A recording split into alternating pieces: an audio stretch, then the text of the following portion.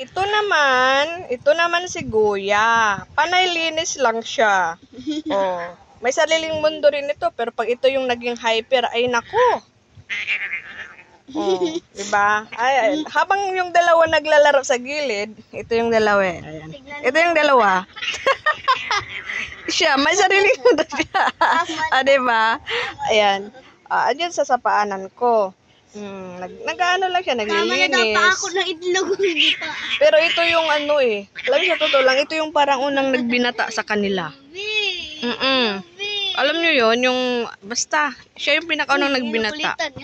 At saka, siya yung pinaka-hunter sa lahat kahit ano, nahuhuli talaga. Yung mga daga, yung ipis.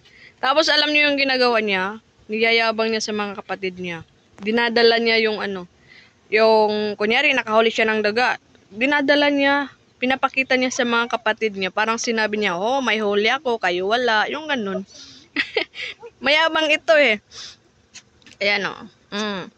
Ayan, naglilinis siya, binata na kasi siya eh. Magpa 5 months na to sa, mag 6 months na ito sa July 3. O yan, malapit na, nasa ano na tayo eh. O yan, ayan o. Kakatuwa naman itong ano. Ayan. Ang favorite spots niya, yung ano, yung paa ko, yung paa. Basta kaninong paa, dyan lang siya sumasandal. O, di ba? Yan yung gusto niya eh. Masarap daw sumandal dito sa ano, sa paa. Kutsyon. Di ba? May mga sarili silang ano. May mga sarili silang spots. Di ba?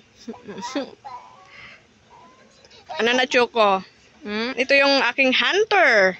Ayan. Nakita niya yung kakulitan ng kapatid niya.